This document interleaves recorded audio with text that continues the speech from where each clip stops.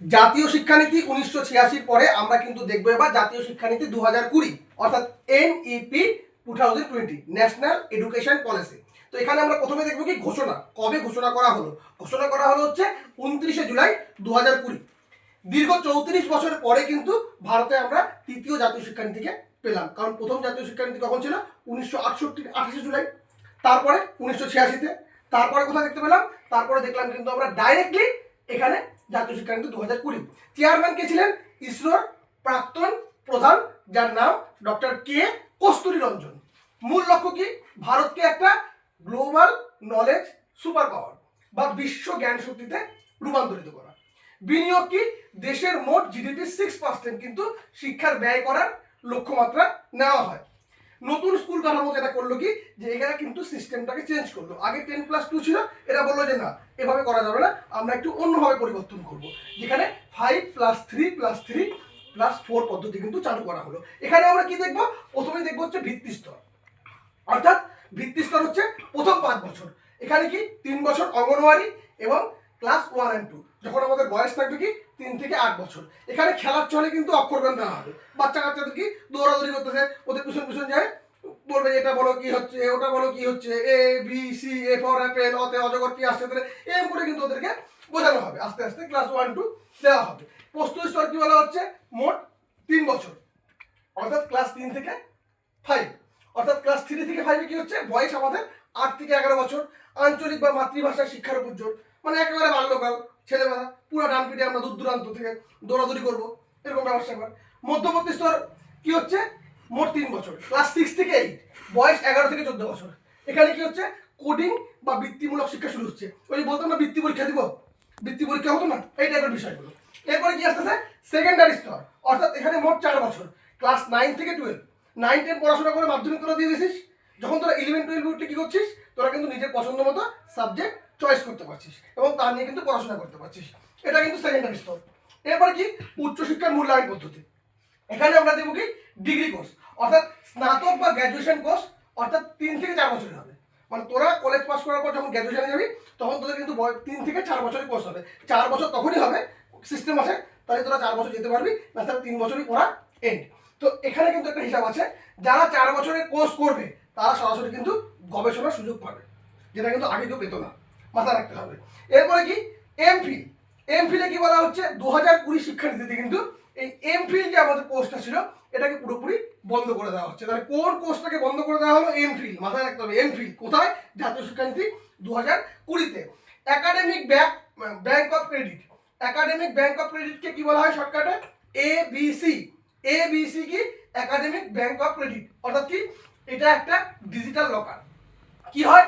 যেখানে ছাত্রছাত্রীদের ক্রেডিট জমা থাকে, মাঝপথে যদি তাদের পড়াশোনা ছাড়া হয়ে যায় বা পড়াশোনা ছুট হয়ে যায়, এটা পরে কিন্তু কাজে লাগে। এরপরে কি HECI। HECI ফুল ফর্ম কি? Higher education commission of India. চিকিৎসা ও আইন শিক্ষা বাদে সমগ্র উচ্চশিক্ষার জন্য কিন্তু এটি প্রধান নিয়ন্ত্রক সংস্থা। কোনটা কোনটা বাদে? চিকিৎসা এবং আইন শিক্ষা বাদে কিন্তু সমগ্র উচ্চশিক্ষার জন্য কিন্তু এটি কিন্তু প্রধান নিয়ন্ত্রক সংস্থা, HECI। পারাক, পারাক মাথায় রাখতে হবে। পারাক শিক্ষার্থীদের সারা বছরের পারফরমেন্স এবং দক্ষতার সামগ্রিক মূল্যায়নের জন্য কিন্তু এটি একটি জাতীয় মূল্যায়ন কেন্দ্র। পারাকটা কি? আরেকবার, শিক্ষার্থীদের সারা বছরের যে পারফরমেন্স এবং দক্ষতার সামগ্রিক মূল্যায়নের জন্য এটি একটি জাতীয় মূল্যায়ন কেন্দ্র। এবার কি ইন্টিগ্রেটেড বিএড। 2030 সালের মধ্যে শিক্ষক হওয়ার জন্য ন্যূনতম যোগ্যতা হবে 4 বছরের সুসংকলিত B Ed course.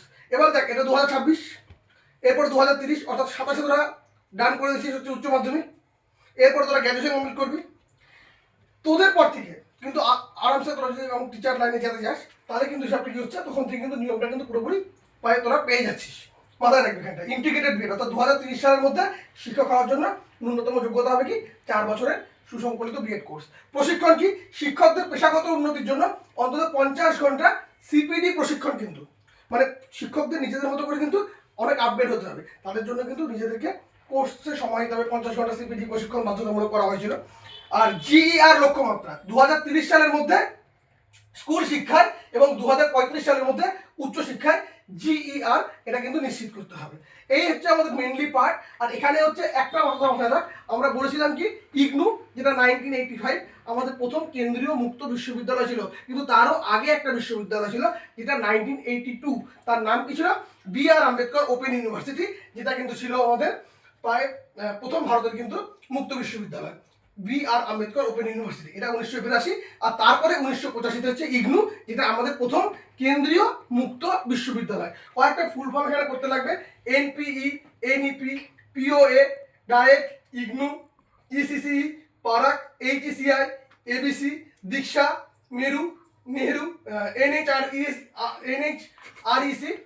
NETF, NPST, VEC আর MIL, MLL। এই পার্টটুকু আমাদের ফুল ফর্ম দেখতে লাগবে।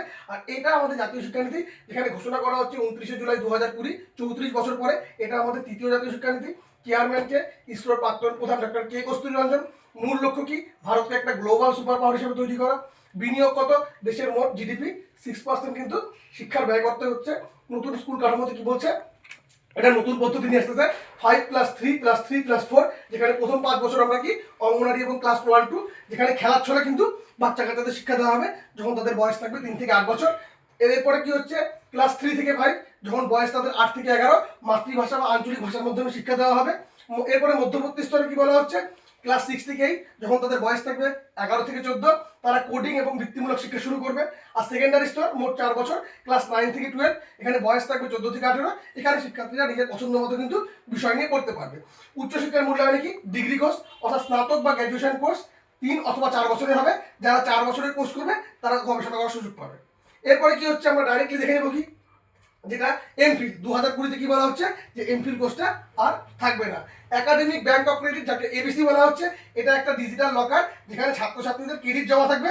মাঝপথে যদি পড়াশোনা ছাড়ে, এটা পরে কিন্তু কাজে লাগবে। HECI ফুল ফর্ম কি? Higher education commission of India. এটা কি চিকিৎসা ও আইন শিক্ষা বাদে সমগ্র উচ্চশিক্ষার কিন্তু একটি প্রধান নিয়ন্ত্রক সংস্থা। এরপরে পারা, শিক্ষার্থীদের সারা বছরের পারফরমেন্স এবং দক্ষতার সামগ্রিক মূল্যায়নের জন্য কিন্তু এটা একটা জাতীয় মূল্যায়ন কেন্দ্র। ইন্টিগ্রেটেড বিএড 2030 সালের মধ্যে শিক্ষক হওয়ার জন্য ন্যূনতম যোগ্যতা কি হবে? 4 বছরের সুসংকলিত বিএড কোর্স। আর প্রশিক্ষণ কি? শিক্ষকদের পেশাগত উন্নতির জন্য অন্তত 50 ঘন্টা CPD প্রশিক্ষণ কিন্তু বাধ্যতামূলক।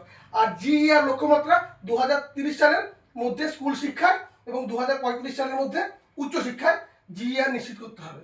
আর কি? BR আম্বেদকর ওপেন ইউনিভার্সিটি কত সাল? 1982।